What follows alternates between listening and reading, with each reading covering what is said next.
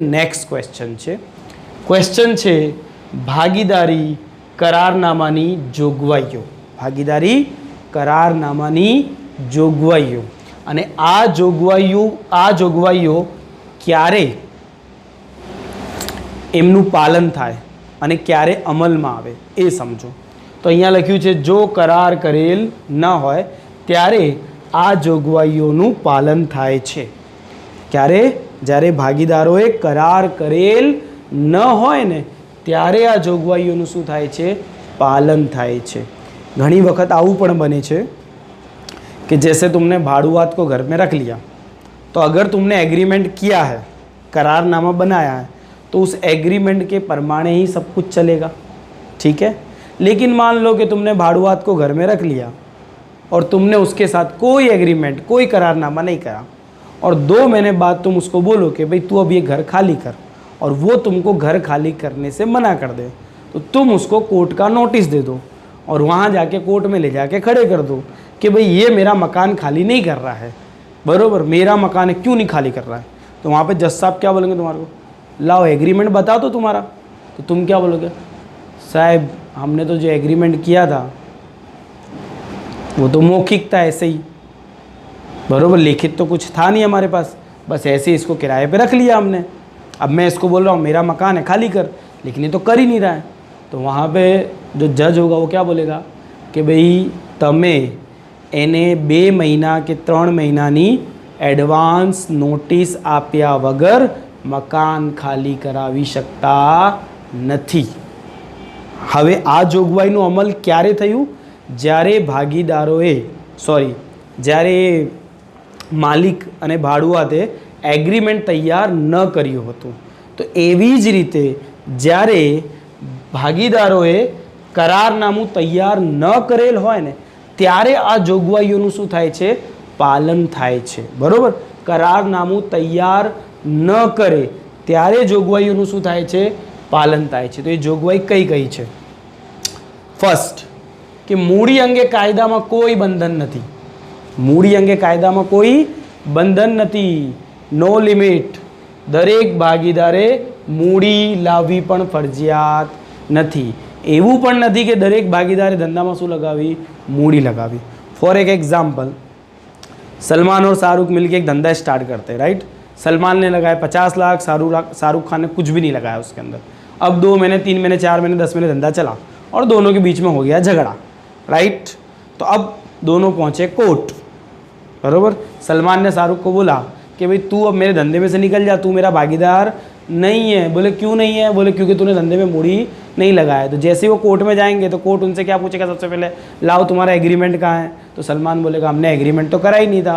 तो फिर भागीदारी कायदानी शू बोले?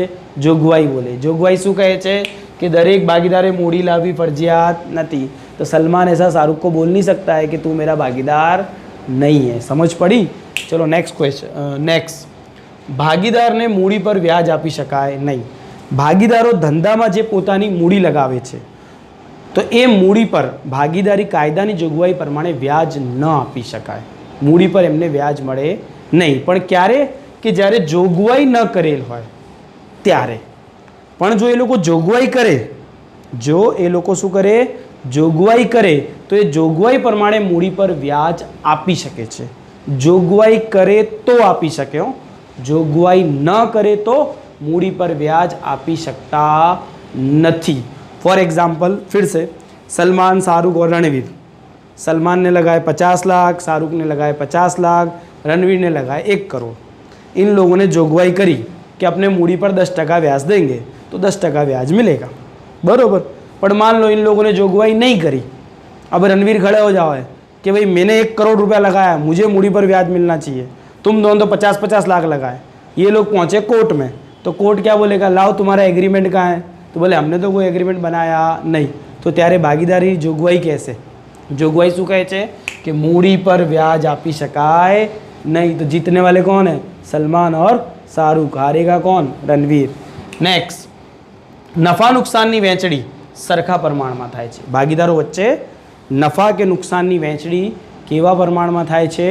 સરખા પ્રમાણમાં, 50-50. ક્યારે? જ્યારે જોગવાઈ કરી ના હોય. જો તમે જોગવાઈ કરો તો જોગवाई प्रमाणे फाळवणी થાય છે। फिर से वही एग्जाम्पल कि सलमान, शाहरुख और रणवीर तीनों की भागीदारी पेढ़ी चल रही है। अब उसके अंदर सलमान बोले मेरा 50%, शाहरुख तेरा 30% और रणवीर तेरा 20%, तो ठीक है, ओके। कारण कि जोगवाई करी है, पण जो जोगवाई न करे तो और फिर तीनों झगड़ने बैठ जावे तो वो बोले मैं 50% लूँगा, बोले मैं 50% लूँगा, और वो लोग कोर्ट में पहुँच जावे तो कोर्ट उनको क्या बोलेगा कि लाओ तुम्हारा एग्रीमेंट तो बोले है नहीं, तो पछी भागीदारी कायदानी जोगवाई प्रमाणे जोगवाई શું કહે છે? જોગવાઈ કહે છે કે નફા નુકસાનની વહેંચણી સરખા પ્રમાણમાં થાય છે। નેક્સ્ટ, ભાગીદારો જો ઉપાડ કરે તો ઉપાડ પર વ્યાજ પણ વસૂલ કરી શકાય નહીં। ભાગીદારોને પગાર, બોનસ, મહેનતાણું કે કમિશન આપી શકાય નહીં। કોઈ ભાગીદાર જો ધંધામાં પોતાની સેવા આપતું હોય તો જો એ લોકો જોગવાઈ કરે, બરોબર, તો એમને પગાર આપી શકાય, બોનસ પણ આપી શકાય, મહેનતાણું પણ આપી શકાય। પણ જો જોગવાઈ ન કરે ને તો ભાગીદારને पगार, बोनस, मेहनताणु के कमीशन आपी शकाय नहीं। इसको भी अपने एक एग्जाम्पल से समझते हैं। अब की एक नवी पार्टनरशिप लाते हैं। रणवीर, दीपिका और सलमान, मानो तीनों मिलके एक डेयरी खोलते हैं, दूध की डेयरी होती है ना, वो खोलते हैं। अब तीनों ने पार्टनरशिप करके डेयरी खोल दी। अभी जो सलमान भाई है ना, ये सुबह 4 बजे उठ जाता है और दूध की डिलीवरी लेता है, डेयरी में दूध गर्म करता है, उसमें से घी बनाता है, दही बनाता है, मक्खन बनाता है, छाछ बनाता है, और अक्खा दिन काउंटर पे बैठ के डेयरी पे दूध ने सब चीज़ें बेचता है।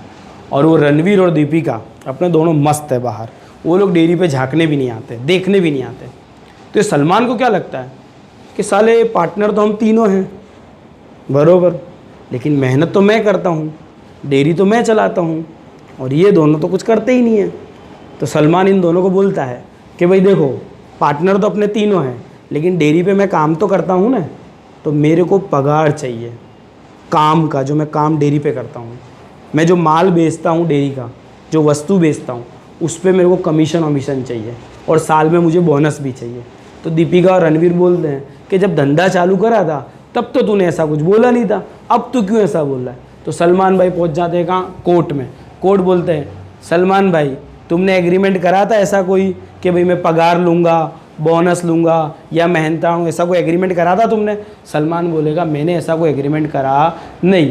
तो फिर कोर्ट क्या ऑर्डर देगा कि भागीदारी कायदा प्रमाणे सलमान ने पगार, बोनस के मेहनताणुं की कमीशन आपी शकाय नहीं। केम? कारण के ए लोकोए करार कर्યું न હતું, बरोबर। अगर सलमान को पगार लेना था, बोनस लेना था, मेहनताणुं लेना था, तो उसको क्या करना चाहिए था? करार करना चाहिए, पहले लिखा लेना चाहिए कि मुझे हर महीने 20,000 पगार दोगे तुम लोग, पर ऐसा करा नहीं। क्लियर? चलो नेक्स्ट, भागीदारे पेढ़ीने आपे लोन पर वार्षिक 6% व्याज अपाय। कोई भागीदार जो पेढ़ीने लोन आपे ने, भागीदार पेढ़ीने लोन आपे तो एना उपर कायदा मुजब केटला टका व्याज आपी शकाय? 6%। तो कि सर 6% करता वधु व्याज हाँ लई शकाय, 6% करता ओछું એ પણ લઈ શકાય, પણ એના માટે શું કરવું પડે? એના માટે કરારનામું કરવું પડે, બરોબર। અને આ જોગવાઈઓ ક્યારે અમલમાં આવે? જ્યારે કરારનામું કર્યું ન હોય ત્યારે અમલમાં આવે। ફોર એક્ઝામ્પલ, કોઈ ભાગીદાર પેઢીને લોન આપે અને લોન આપતી વખતે કરારનામું કરી લે કે ભાઈ હું મારી લોન ઉપર 10% વ્યાજ લઈશ, તો બીજા ભાગીદારો અગર એમાં રાજી હોય તો આપી શકાય। પણ દાખલા તરીકે કોઈ ભાગીદાર પેઢીને લોન આપે અને કરારનામું ન કરે તો પછી કેટલા ટકા વ્યાજ આપી શકાય? 6%। એન્ડ લાસ્ટ ટોપિક, જો કોઈ ભાગીદાર વ્યાજબી ખર્ચ કરે તો તે મજરે મળવા પાત્ર, મજરે યાની વાપસ, મજરે મળવા પાત્ર છે। એટલે કોઈ ભાગીદાર પેઢી વતી કોઈ ખર્ચ કરે, દાખલા તરીકે પેઢીનું કોઈ લાઇટ બિલ હોય અને ભાગીદાર એ પોતાના ખિસ્સામાંથી એ લાઇટ બિલ ભરી દે તો એ ખર્ચ એને શું છે? મજરે મળવા પાત્ર છે, બરાબર, પરત એને મળી શકે। હવે તમારે શોર્ટમાં કેવી રીતે યાદ કરવું? તો જે રેડ લાઇન છે ને, મૂડી, મૂડી પર વ્યાજ, નફા નુકસાનની વહેંચણી, ઉપાડ પર વ્યાજ, પગાર, વાર્ષિક 6%, એન્ડ લાસ્ટ શું છે? મજરે। મૂડી, તો મૂડીમાં શું લખવાનું? કાયદામાં મૂડી અંગે કોઈ બંધન નથી અને ભાગીદારને મૂડી લાવવી પણ ફરજિયાત નથી। ફિર મૂડી પર વ્યાજ, તો કે ભાગીદારને મૂડી પર વ્યાજ આપી શકાય નહીં। નફા નુકસાનની વહેંચણી સરખા પ્રમાણમાં થાય। ઉપાડ પર વ્યાજ વસૂલ કરી શકાય નહીં. ભાગીદારને પગાર, બોનસ, મહેનતાણું કે કમિશન આપી શકાય નહીં. કોઈ ભાગીદાર પેઢીને લોન આપે તો એને વાર્ષિક કેટલા ટકા? 6%. એન્ડ લાસ્ટ, કોઈ ભાગીદાર કોઈ વ્યાજબી ખર્ચ કરે તો તેને શું છે? મજરે મળવા પાત્ર છે. તો હવે આજનું ટૉપિક આપણે અહીંયા સમાપ્ત કરીએ. હવે જે નેક્સ્ટ લેક્ચર થશે એમાં આપણે આગળની ચર્ચા કરીશું.